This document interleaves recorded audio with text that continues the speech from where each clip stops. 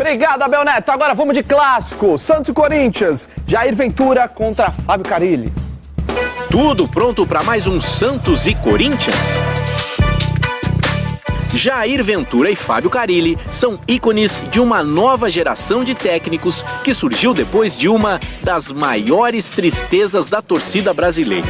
O inesquecível Alemanha 7, Brasil 1. Virou passeio!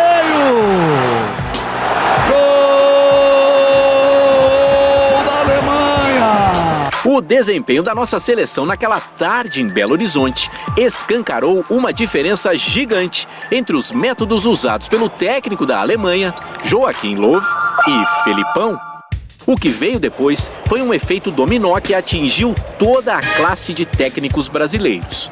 A derrota para a Alemanha promoveu uma corrida para as salas de aula.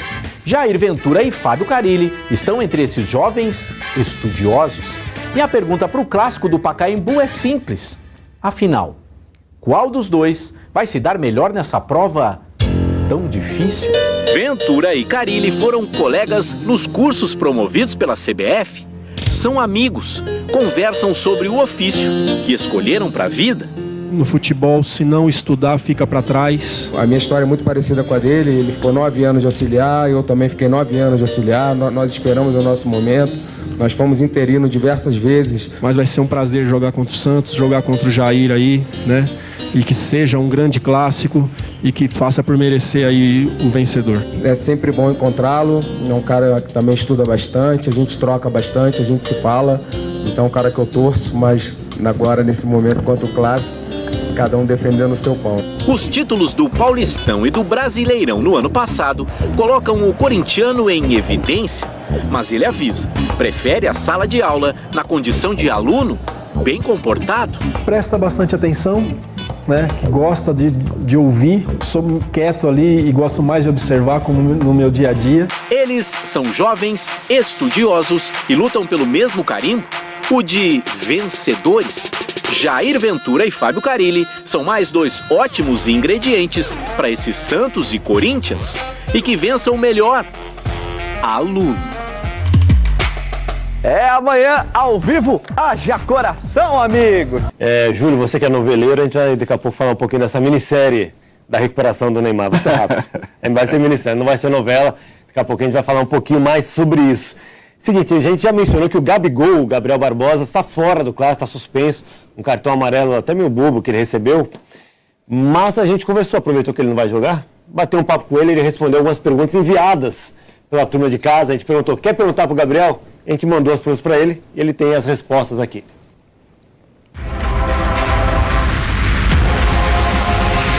Olá pessoal, aqui do Daca de Passes. Hoje eu vou responder algumas perguntas aqui dos twitteiros.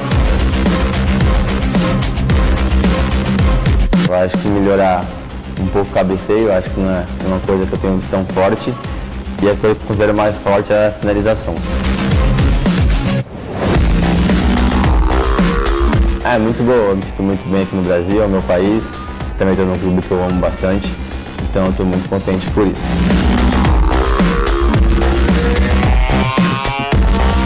Tenho trabalhado para isso, claro que não levo isso como um peso para mim.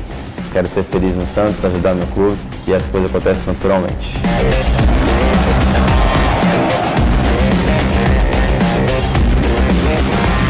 Eu acho que falta de oportunidade pode se considerar uma e tem adaptação. Eu fiquei muito pouco tempo, então eu creio que se eu tivesse um pouco mais tempo e mais jogos, eu poderia ajudar mais a Inter ou o Benfica.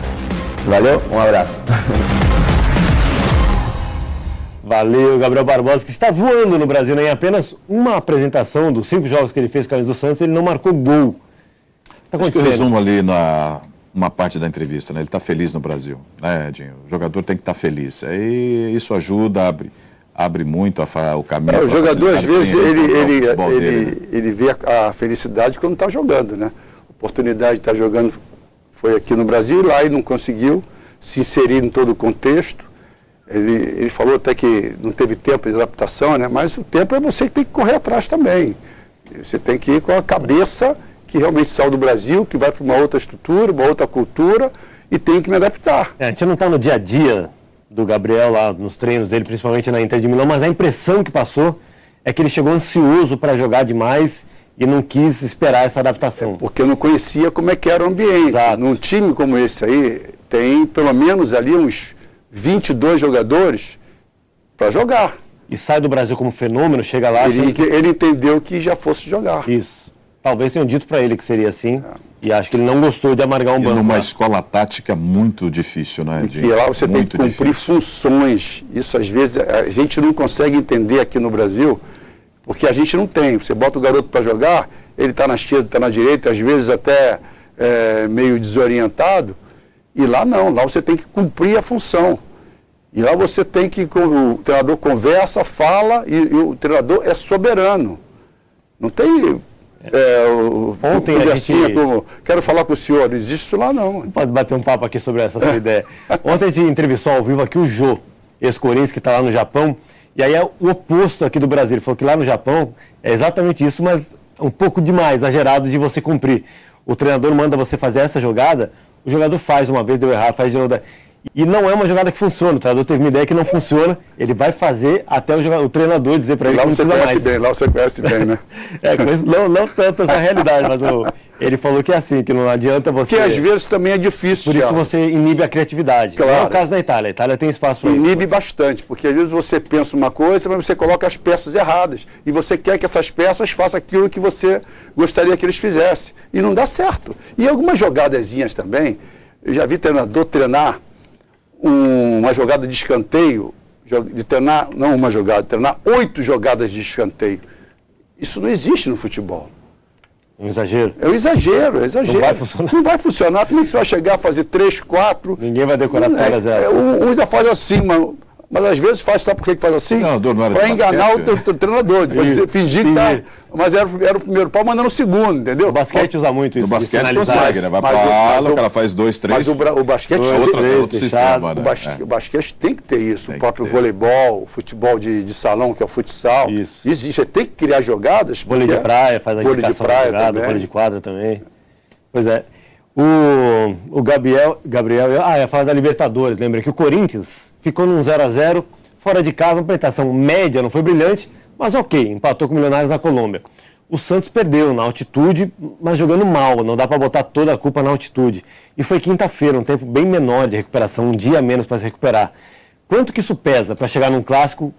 Jogou na quinta, volta na sexta, vai treinar no sábado no Pacaembu com portões fechados, para já no domingo fazer o clássico. Claro, não tem descanso, foi uma viagem e jogar numa outra atmosfera totalmente diferente. Lá na altitude você falou que 1.400 metros. Você falou que eu não concordo com isso, porque muita gente fala, às vezes fala sem saber realmente o problema, que jogar na altitude não é muita desculpa. É desculpa sim, porque é tudo diferente. O jogador chega lá, o time chega lá na hora do jogo.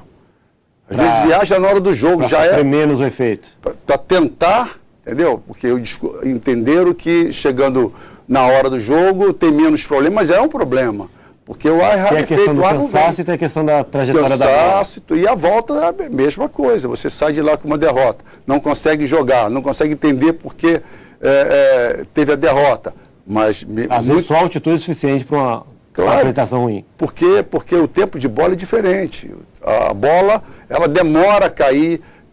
O Júlio sabe disso, Júlio que narra muitos jogos. Não, porque narra muitos jogos, a gente vê altitude, o adversário que é da casa, chuta muito de fora da área e cruza muito a bola na área de tudo que é lugar. E você vê os goleiros perdendo muito tempo de saída. E o Vasco da Gama agora, E os zagueiros não conseguem achar o tempo de bola. É falha do zagueiro? Não é falha do zagueiro. Para lá, sofreu 4-0 e passou. Não é falha do zagueiro, não é falha do goleiro. É um tempo diferente da bola. A bola aqui ela cai antes e lá não cai. Até o cérebro, entendeu? Entender aquilo. Já narrou na altitude, Júlio? Não, nunca narrei. Na altitude não. Eu já fui trabalhar, já sentiram, né? Já sentiram. Eu, se fosse atleta, eu estava lascado, porque caminhando eu canso. Gente que para subir lá, chegou na cabine, quase que teve que pegar o oxigênio. O oxigênio também. O que sente mais é a recuperação, né? Mas de pessoa para pessoa. A recuperação depois do jogo? Não, digo dentro do jogo. Você dá um pique, a hora que você voltou, você percebe que você não ficou igual você ficaria normalmente. Aí quando o ar não vem, aí você fala na próxima, eu vou ou eu não vou? É difícil. E o jogador que usa muita velocidade, que tem essa característica de velocidade. O cara vai só no pique que ele... Aí o treinador, como é que faz? Arma o time com mais toque de bola, mas não chega nunca na área. Não é fácil, não é fácil. Esse caso do Vasco é bom porque o Jorge Wilson fez isso no ano anterior também, né? De ganhar do River Plate por 3-0 em casa e perder por 8 na Argentina. Só que ganhou de 3, poderia ter feito mais, mas ficou satisfeito com 3. Achou que... Mas não teria feito 8. Não. É uma vantagem para o Corinthians, né? Essa diferença esse tempo de recuperação teoricamente, maior. Né? Teoricamente sim, na prática não seja, mas teoricamente o Corinthians chega um pouco mais descansado. O Sheik falou sobre isso na entrevista também, que chega na hora do jogo, o jogador sente a importância do jogo e gasta uma energia maior ali, funciona igual, equilíbrio. Depende também no dia seguinte ele paga por isso. Porque ano passado o time do Corinthians, até um determinado momento, lá se falou, o Corinthians está muito bem fisicamente. Quando você está entrosado e sincronizado, a tendência é você correr menos e cansar menos. E dá uma impressão que você está melhor fisicamente que o adversário, mas não necessariamente. A preparação física, ela anda junto com a parte técnica, o entrosamento do treinador. Se o treinador não consegue encaixar ou dar o famoso equilíbrio que os treinadores buscam, a preparação física, ela vai junto, ela não vai bem. Porque os jogadores certamente vão cansar dentro da partida. Estão Santos e Corinthians domingo no estádio do Pacaembu lotado, já quase 35 mil ingressos vendidos. O Corinthians vai ser basicamente o mesmo dos últimos jogos, com o retorno do Rodriguinho, que não jogou pela Libertadores, estava suspenso, jogou o Matheus Vital. Matheus volta para o banco, Rodriguinho volta para o time titular do Corinthians e o Santos sem o Gabigol. Vamos falar agora de Campeonato Carioca, Taça Rio, porque